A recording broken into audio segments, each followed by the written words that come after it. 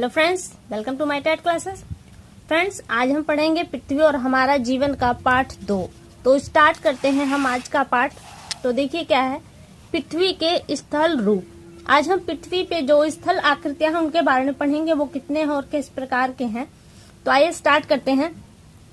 पृथ्वी के धरातल पर हमें विभिन्न प्रकार की स्थलाकृतियां देखने को मिलती हैं। इन स्थलाकृतियों में से प्राकृतिक भूदृश्यों का निर्माण होता है। धरातल का उच्चावच, यानी कि कहीं पृथ्वी ऊपर है कहीं नीचे है, इसे उच्चावच कहते हैं। तो कह रहा है धरातल का उच्चावच यानी ऊपर नीचे के आधार पर इन स्थलाकृतियों को 3 श्रेणियों में बांटा गया है। 3 श्रेणियां हैं, जिसमें है प्रथम श्रेणी, द्वितीय श्रेणी और तीसरी। मतलब इसका क्रम दे दिया गया है, प्रथम श्रेणी और द्वितीय और तृतीय। तो प्रथम श्रेणी में आपका आता है महाद्वीप एवं महासागर आते हैं इसके अंतर्गत। द्वितीय श्रेणी के जो उच्चावच है उसमें आपके पर्वत, पठार एवं मैदान आते हैं। तृतीय श्रेणी के जो उच्चावच है इसमें टीले, नदी, घाटी और डेल्टा आते हैं। तो हम इन तीनों के बारे इस टॉपिक में जो दिया गया है हम उसको पढ़ेंगे। तो इसमें पहले देख लेते, कुछ वही चीज बताई गई है कि स्थलाकृतियां क्या होती है उसके बारे में बताया गया है, उच्चावच क्या है वो बताया गया है। और पहले हम देख लेते हैं कि ये जो चित्र दिया गया है इसमें क्या है समझने लायक, क्योंकि किसी चीज को चित्र के माध्यम से जब हम पढ़ेंगे जानेंगे तो वो चीजें हमारे दिमाग में बहुत जल्दी फीड होती हैं। तो दिया है किसी भी क्षेत्र की स्थलाकृतियों के निर्माण में शैलों की महत्वपूर्ण भूमिका होती है। शैलों के बारे में पिछले टॉपिक में आप पढ़ चुके हैं। कड़ी एवं मजबूत चट्टानों के पर्वत, पहाड़ियां, पठारों का निर्माण होता है। पहले ये देख लीजिए है क्या। आपको 3 आकृतियां बताई गई है, पहली, द्वितीय और तृतीय। पहली में आपके महासागर और महाद्वीप एवं महासागर होते। तो ये जो क्षेत्र है आपका महासागर हो गया, और ये पूरा भाग यानी कि पर्वत, पठार, मैदान सब लेकर आपका जो बनता है वो महाद्वीप कहलाता है। तो ये महाद्वीप हो गया जो प्रथम श्रेणी का है। द्वितीय श्रेणी का आपके पर्वत, पठार एवं मैदान। ये जो पर्वत है, पठार यानी कि जो पर्वत में चोटियां होती है, पठार पत्थर के तो होते हैं बट वो ऊपर से समतल होते हैं, उस पे घास उगती है, पशुओं का चारागमन होता है वहां पर। मैदान जहाँ पर खेती होती है, यह आपका आता है द्वितीय श्रेणी का। और तृतीय श्रेणी में जो आते हैं टीले होते हैं, जो जगह जगह मिट्टी के टीले बनते हैं या रेत के टीले बनते हैं। नदियां हैं, देखिए जो नदियां हैं ये आपकी तीसरे उच्चावच की श्रेणी में आती हैं। घाटियां हैं, जो 2 पहाड़ों के बीच में जो एक विशाल का क्षेत्र बनता है वहां पे जो पाया जाता है वो घाटियां होती है। डेल्टा जो ये क्षेत्र है नदियों का मुहाना डेल्टा कहलाता है। तो ये तो आ गया तीनों क्षेत्र। अब देखते हैं आगे क्या दिया है। देखिए आगे आपका दिया है चट्टानों की पर्वत, पहाड़ियां, पठारों के निर्माण में महत्वपूर्ण भूमिका होती है। ये कोई खास नहीं आपको बताया गया है। और दिया है कि ये है पर्वत, पठार, मैदान, इन्हें धरातल का द्वितीय श्रेणी के स्थल रूप कहते हैं। अब हम पढ़ेंगे पर्वत, पठार यानी कि द्वितीय श्रेणी के जो उच्चावच है उसके बारे में यहाँ पे बताया गया है। तो दिया समानता आसपास के धरातल ऊंची आकृतियों को पर्वत तथा कम ऊंची आकृतियों को पहाड़। जैसे मैंने पहाड़ी बताया ना कि पर्वत पे चोटियां होती हैं जहाँ पे चढ़ना दूभर होता है, जबकि जो पठार होते हैं, पहाड़ी क्षेत्र होते हैं, वो क्या होते हैं, पठार होते हैं, वहाँ खेती तो नहीं हो पाती, पथरीला क्षेत्र होता है, बट क्या होता है वो ऊपर से समतल होता है जिसपे आवागमन आसानी से हो जाता है। घास उगती है जिसे पशु चरने के लिए यूज कर लेते, यानी कि उस पर पशुओं का आवागमन बहुत ईजी होता है। खड़े पहाड़ नहीं होते। पर्वत साधारणतः समूह में होते हैं, इसे पर्वत श्रेणी कहते हैं। पहाड़ दूर से ही स्पष्ट रूप से दिखाई देते हैं, क्योंकि उनकी चोटियां बहुत ऊंची ऊंची होती हैं, इसलिए बहुत दूर से ही दिखाई देते हैं। एवं उनका शिखर क्षेत्र अपेक्षाकृत संकुचित होता है। उत्पत्ति के अनुसार पर्वत मुख्यतः 3 प्रकार के होते हैं। पहला है हमारा वलित या मोड़दार पर्वत। देखिए इसमें क्या दिया है, वलित शब्द के अर्थ को पहले समझिए। तो दिया वलित या मोड़दार, यानी कि जिस पर्वतों का निर्माण मोड़ से होता है वो वलित पर्वत कहते हैं। जैसे यहाँ पे दिया है, जब चट्टानों में पृथ्वी की आंतरिक शक्तियों के कारण मोड़ या वलन पड़ जाता है उसे मोड़दार पर्वत कहते हैं। वर्तमान युग में सभी बड़े पर्वत मोड़दार वलित पर्वत के हैं, यानी कि आप जितने भी बड़े पर्वत देख रहे हैं वो किसके स्वरूप के निर्माण के स्वरूप बने हैं, वो मोड़दार पर्वतों के कारण बने हैं। ये लगभग सभी महाद्वीपों में पाए जाते हैं। तो देखिए इसमें क्या क्या है, कुछ प्रमुख वलित पर्वतों के नाम दिए गए हैं। हिमालय आप जानते हैं, एल्बुर्ज, आल्पस जो यूरोप में है, एटलस अफ्रीका महाद्वीप में, ड्रेकेंसबर्ग जो दक्षिणी अफ्रीका में है, राजकीय जो उत्तरी अमेरिका में, एंडीज दक्षिणी अमेरिका और ग्रेट डिवाइजिंग रेंज आदि हैं। इनका विश्व के मानचित्र पर अवलोकन करें, यानी कि ये जो आपके जितने भी पर्वत हैं वो सब कौन से पर्वत हैं, या वलित या मोड़दार पर्वत हैं। यहाँ से आपसे प्रश्न बनेगा कि एटलस, आपसे प्रश्न दिया गया एटलस किस प्रकार का पर्वत है। यहाँ पे आपको देगा वलित या मोड़दार, भ्रंश या खंड पर्वत या फिर ज्वालामुखी पर्वत, या इनमें से कोई नहीं। तो आप वहां पे आपका ऑप्शन चुनना होगा। इसलिए आपको ये याद करना बहुत जरूरी है कि हिमालय, एल्ब्रूज, आल्प्स, एटलस, ड्रैकेनस्बर्ग, राकी और एंडीज, ग्रेट डिवाइडिंग रेंज, ये कौन से पर्वत है? ये वलित या मोरदार पर्वत के एग्जाम्पल्स हैं। आगे दिया है आपका खंड या भ्रंश पर्वत। खंड, खंड यानी कि टुकड़ा जो टूट रहा हो। फिर दिया है भ्रंश जो टूट जाता है, यानी कि जो टुकड़ों से बना हुआ है। तो अब इसके थोड़ा सा और अंदर से पढ़ के देखते हैं। विशालकाय चट्टानी खंडों में भ्रंश या दरार पड़ने से इनका निर्माण होता है, यानी कि जब कोई बड़ी चट्टान में टूट पड़ती है, दरार पड़ती है, उसके कारण इस तरह के पर्वतों का निर्माण होता है। तो क्या दिया है?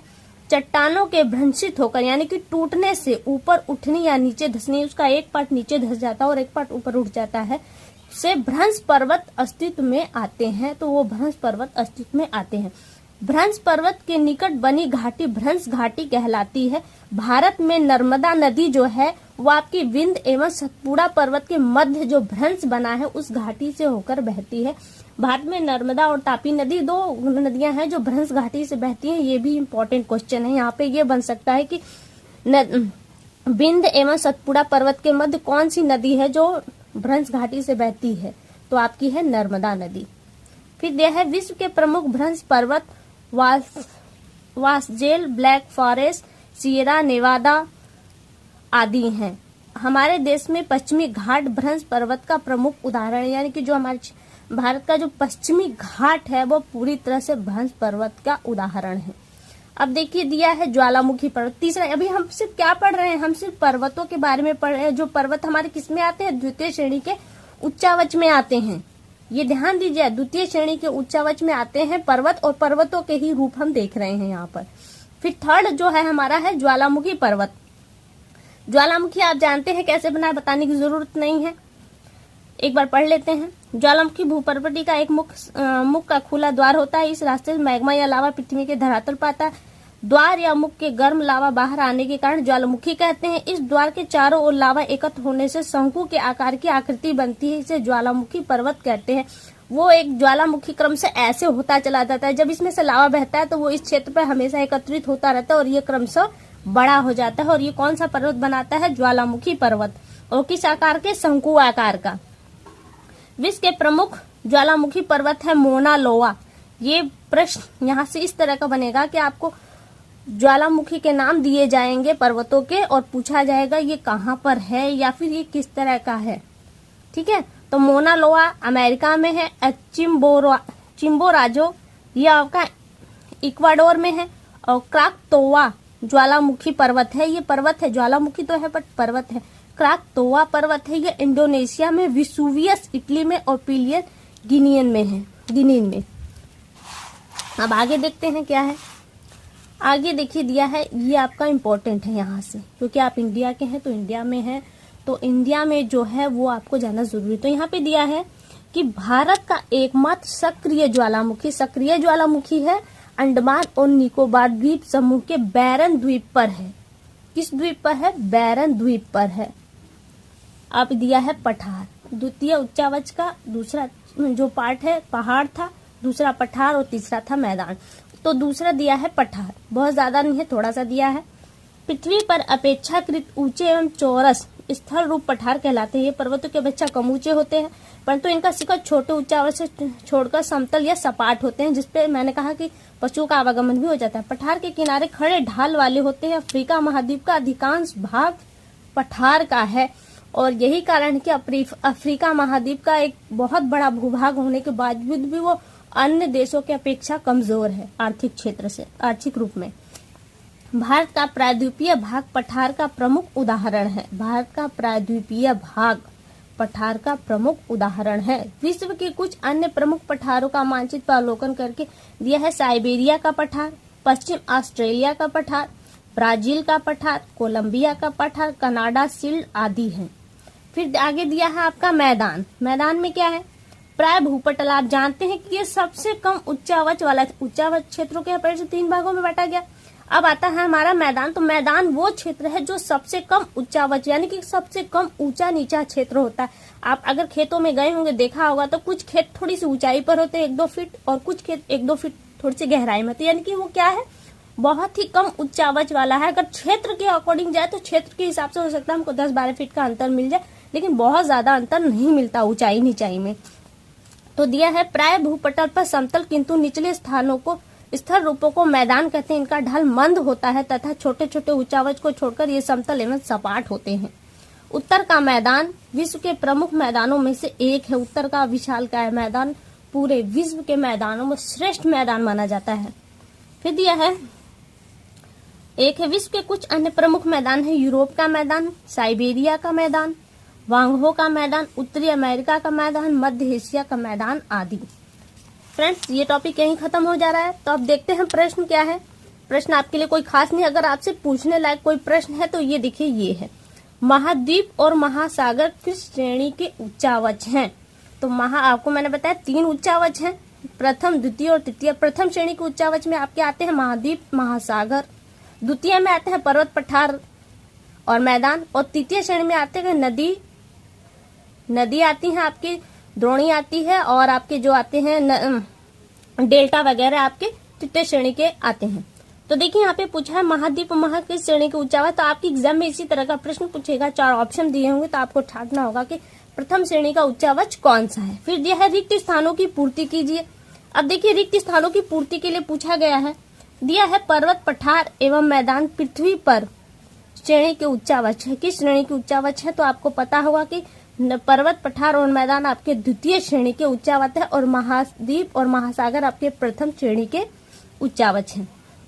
फिर दिया भारत का एकमात्र ज्वालामुखी अंडमान और निकोबार द्वीप समूह में है। कहाँ पर है वो? बैरन द्वीप पर है, बैरन द्वीप पर है। तीसरा है खालिस्तान महाद्वीप का अधिकांश भाग पठार है। तो अभी आपने पढ़ा ऊपर की अफ्रीका महाद्वीप का अधिकांश भाग पठार है। आगे देखिए क्या है, आगे दिया है सही जोड़े मिलाएगी। इसमें आपको सही जोड़े बनाना है। वलित पर्वत यानी कि मोरदार पर्वत से क्या बना है, तो मोरदार पर्वत से आपका हिमालय पर्वत का निर्माण हुआ है। तो आप यहाँ से इसको मिला देंगे हिमालय पर। फिर है ज्वालामुखी पर्वत। ज्वालामुखी पर्वत कौन सा है? विसुवियस पर्वत आपका ज्वालामुखी पर्वत है। यह है भ्रंश घाटी। भ्रंश घाटी से नर्मदा नदी बहती है, और जो भ्रंश पर्वत है भारत का जो पश्चिमी घाट है वो भ्रंश पर्वत के सबसे अच्छे उदाहरण है। तो फ्रेंड्स, आपके लिए इस टॉपिक में इतना ही था। कल नए टॉपिक के साथ आपसे फिर मुलाकात होगी, तब तक के लिए नमस्कार।